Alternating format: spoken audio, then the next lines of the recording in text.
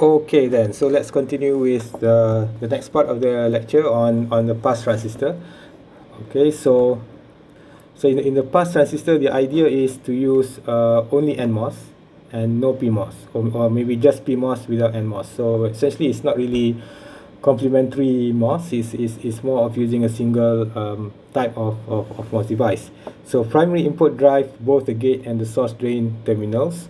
Okay, so we have the input now driving the terminals, okay, the diffusion terminals instead of just the gate. NMOS switch close when the gate input is high. So for example here in the first one, so if you put 1 and 1, okay, what happen is the transistor will be on, and the value of X will propagate through all the way to Y. So it's X equals to Y if A and B equals to 1. But let's say if B is 0, then this one is going to be off. Then the value of Y, the X does not propagate to Y. Okay. So similarly, you can have parallel structure of the pass transistor. So in the parallel structure, you can have X equals to Y if A or B. So for example, if A is 1, B is 0, then X will propagate through Y through the A transistor, and here is off, okay, and here is on. So that's the idea. However, we need to understand that actually NMOS is weak at pulling up. Okay, that's why we use a PMOS to pull up a node instead of an NMOS. So for example, if X is VDD, then the value here is actually VDD minus VTN. So you have a voltage drop. Not the whole VDD will be propagated through, will be transferred. Is going to be less by VTN on this node. Okay, so let's see how they try to overcome this and what are some of the applications. Okay, so you can have also a PMOS, as I mentioned just now, a PMOS pass transistor. So a PMOS transistor pass a strong 1 but weak 0. So in this case, this is good. So for example, if I put 0 and 0 here on the input AB, then X, this one will be on, this one will be on, and X will propagate through, and if X is VDD, then Y is going to be equals to VDD. Here is also VDD. Okay. So PMOS is a good passes a strong 1, okay, compared to the NMOS. So in this case, this is good. And similarly here, if I put 0 1, then this is on, this one here is off. Then we're going to pass through, in if this is VDD, this is all the way to VDD. Okay, so that's the idea in the pass transistor, where previously, if you recall, that our static CMOS, our input only goes to the gate. Okay, in the pass transistor, we actually use the terminals to maybe propagate through the input signal as well. So X here, we can consider X as our input. Okay, so input is on the diffusion terminals. Okay, so let's have a look at the one practical but not so complete, but the first version of the pass transistor. So let's see what they're trying to do here. So what is the logic function of F? So gate is static. A low impedance pass exists to both supply rails under all circumstances. N transistors instead of 2N. So static CMOS, we have 2N, and now this gate here is just okay, this is an AND gate. Okay, A dot B using only 2 transistors. Okay, no static power, very good. Okay, static CMOS has static power. Ratio-less, so you don't talk about the ratio between the PMOS and NMOS size, and it's bidirectional. Okay, versus unidirectional for the static CMOS. Okay, so let's have a look. How do we get A dot B? So let's say, for example, let's make a small truth table example. I put 0 0 here, 0 1 1 0 1 1, and let's see if I put 0. So if I put 0 and 0 on A and B, so B bar is going to be 1.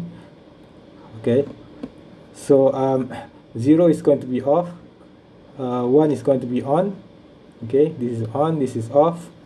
Let's put up here. Okay, so it's going to pass through a 0. Okay, and this one nothing, so actually F equals to 0. Okay, now what happens if you put a 1 1? Okay, so if you imagine here, if I put 1 1, move this, so this is going to be on, this is going to be 0, this is going to be off. Okay, so if I put 1 1, this is on, and here is going to be 1, but remember it's minus the threshold voltage, and here is going to be off, so 1 1 is going to be 1. Okay, and if you put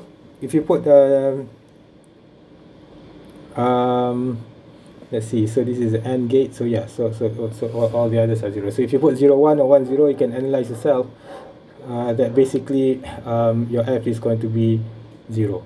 Okay, so 2 transistors, very good, but what are the issues? So one of the issues is you have a voltage drop. Okay, so you have a voltage drop on the node F. Okay, so let's have a look here. The BTC of the pass transistor gate. So pure pass transistor logic is not regenerative. The signal gradually degrades after passing through a number of pass transistors. Can be fixed with a static CMOS inverter insertion. Okay, so here they insert a static CMOS inverter. Okay, sorry. So here actually they want to invert the B signal. Okay, they invert the B signal, B bar. But actually, if you want to pull it up, you can actually put an inverter here. Okay, and here you get your F bar. So inverter will pull up back to the full swing VDD to ground. Okay, so we'll see one of the solutions, something like this. Okay, as shown here. So you put your inverters, okay, at the output of your PT network, the pass transistor network, and this is called a CPL, the Complementary Pass Transistor Logic. So the advantage of the CPL is, if you can see, using 4 transistors. Okay, let's have a look at this guy. Using 4 transistors, we get both the AND and the NAND function. Okay, as compared to the static CMOS, you need the PMOS as well. Okay, you need the PMOS, and you also need a couple of inverters. Okay, here you also need inverter to get the B bar. Okay, so the total number of transistors is actually, if you already have B bar, then you don't need the inverter. Okay, assuming we already have B and B bar, and we also have A and A bar, because A and A bar is also required. If we already have all these signals, then it might be good to use a CPL logic. If you, for some reason, you need both AND and the NAND functions. Okay, so basically it's basically like what we analyzed before. So if you analyze this, F equals to AB, you put the AB there, and then B and B bar, okay, there and there, B and B there, and then A bar, B bar there, and you will be able to get your functions. Okay, similarly you can have for the OR and the NOR, you can also have for the XOR and the XNOR. Okay, so I'm not really going to go into detail here, because this is not really, I say, like a static CMOS is a mainstream logic structure that people use today, but the CPL is not really widely used. So we're just going to go through quickly just to get the idea of alternatives, the alternatives to the static CMOS. Okay, so what are the properties of the CPL? The CPL gates are differential circuits, hence computed input and output are always available. Still static, since the output nodes are always tied to either VDD or ground through a low resistance path. Design is modular. All gates use the same topology, only the inputs are permuted. Simple XOR makes it attractive for structures like others. It's fast, and additional routing overhead due to complementary signals. Okay, so but the main issue is PT is it's not as stable as the static CMOS. That's the thing, and that's the reason why people still like to use a static CMOS. But there is a solution. We'll see later with the transmission gate. The TG solution is quite good. But anyway, let's have a look at this. So what happened here is, if A here is VDD, and in here is VDD, then your Vx is actually VDD minus VTN. Okay. So I think if you want to analyze this, basically your VGS is there. Okay. So let's say assuming Vx is 0, t equals to 0, Vx equals to 0, then initially it's going to be on. Okay, your VGS is your VGS is VDD, which is going to be greater than VT. So your NMOS is on, and when it's on, it's going to conduct current. It's going to conduct current, so VDD is going to charge your Vx all the way until VDD minus VTN. So the question is why is the why is your Vx is charging only until VDD minus VTN and not VDD? The reason is because when let me just put here, so when Vx is equals to VDD minus VTN, NMOS is off. Okay, so if you see the VGS is actually is in the off state. Okay, when Vx is at VDD minus VTN. So what happens if the NMOS is off? There is no current flow, and no current flow, therefore your Vx is stuck at VDD minus VTN. Okay, so so if you put VDD minus VTN there,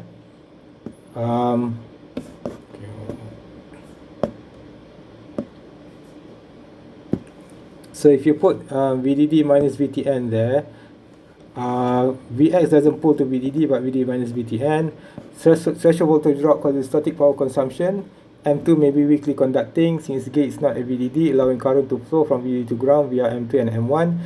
VTN of PT increase because of body effect.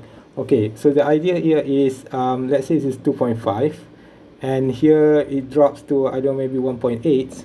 Okay, and then what happens if at 1.8 this is going to be on, this is going to be on, for example. Okay, and then and here is your issue with the static power. Okay, you have both there's contention there. I mean, the PMOS is trying to charge the output node, and the NMOS is trying to discharge. So you have charge and discharge at the same time, and then what happens is you have static power. Okay.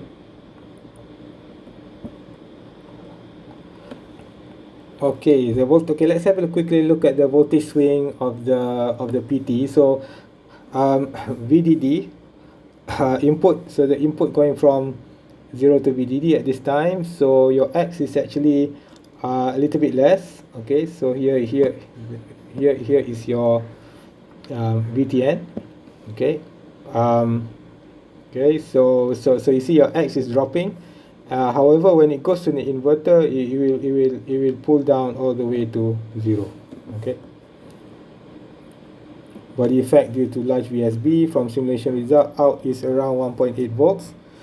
Okay, since out equals to VDD minus VTN.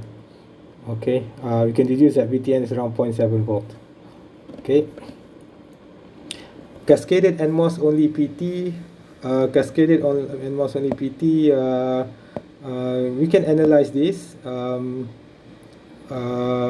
This is not a good solution. This one is good solution. Pass sensor gate should never be cascaded as on the left. Logic on the right suffers from static power and reduced noise margin. Okay. This one is a no good. This one is okay, but still you will suffer from static power, especially on the Y node here as we analyze. So voltage drop here and the voltage drop there. Okay, and here is gonna pull up again, but then here is going to be a high static power here. Okay, high static power. So this one I think I'm not going to analyze in detail.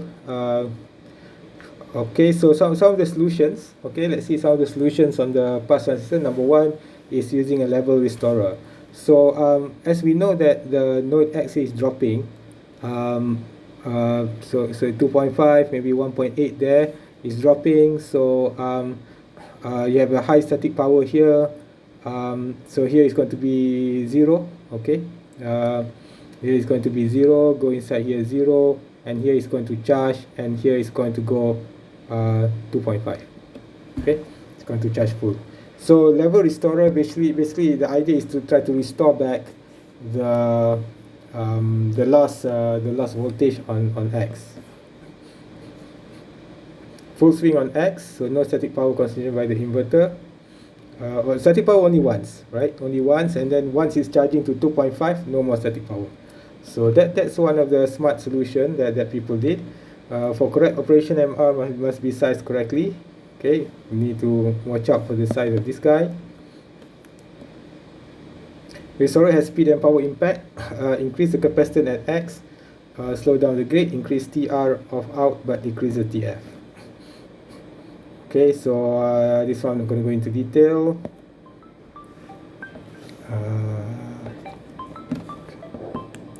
Okay, so transmission gate. Okay, so transmission gate is the most widely used solution.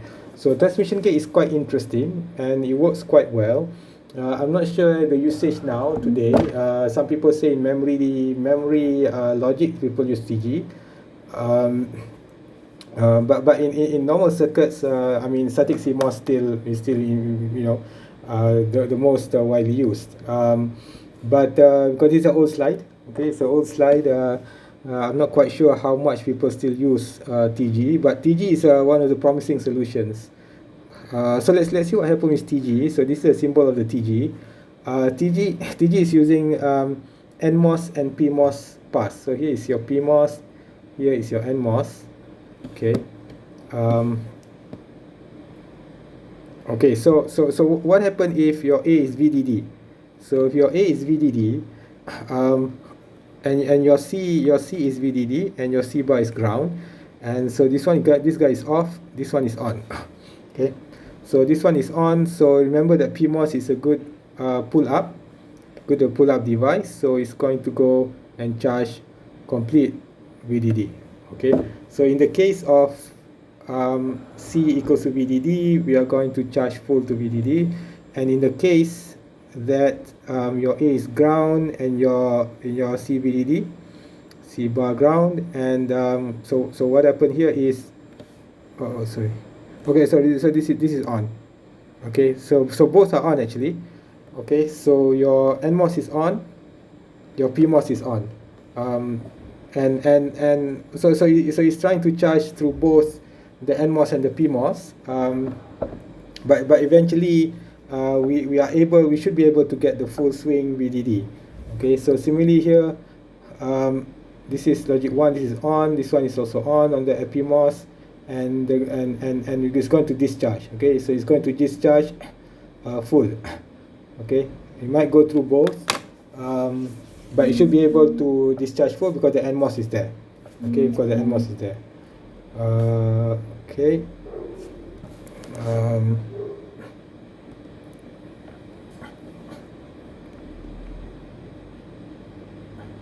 Okay. All right. So let's look at the resistance. Let's look at the resistance of the TG. So the resistance is pretty good. It's quite good. You have the R equation there. So depending on on the value of V out, okay, depending on the value of V out, we can check out what is the resistance based on the VGS. Okay, so TG actually is mostly used multiplexer and also sequential circuits. If you want to design you call it the registers, the flip-flops. Okay, people like to use TG before. So multiplexer is a quite interesting application for TG. So let's analyze quite briefly here.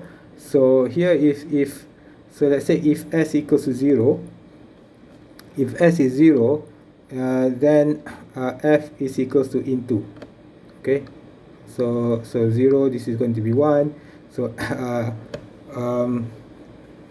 yeah, so we are transferring the into. So what happens is if S is 0, so you're going to put 0 here, you're going to put 1 there, 0, so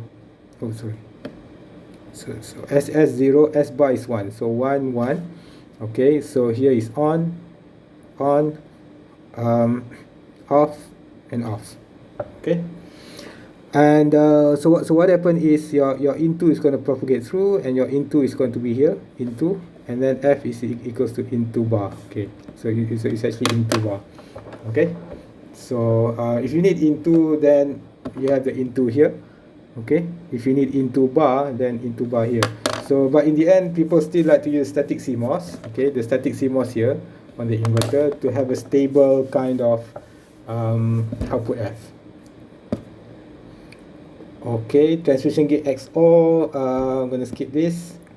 Okay, so as a summary, researcher investigated past transistor for general purpose applications in the 90s. Benefits of a static CMOS were small or negative, no longer generally used. However, past transistors have a niche in special circuits such as memories. They offer small size, threshold drops can be managed quite well. So the idea is people have tried to come up with solutions to the issues with static CMOS. Minor issues, I would say, right? Minor issues with the static power consumption in the static CMOS.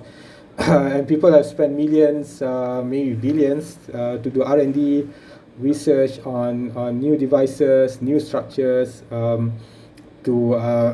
get better device. Okay, maybe less leakage of static power, less dynamic power, and maybe faster circuits, smaller, cheaper, and so on. But apparently, the static CMOS, which has been used since the in the 90s, it still dominates the normal logic circuits today. Okay, as far as I know. So so I think that's all. That's all for the pass transistor and ratio logic. So we'll continue with the dynamic logic in the next video.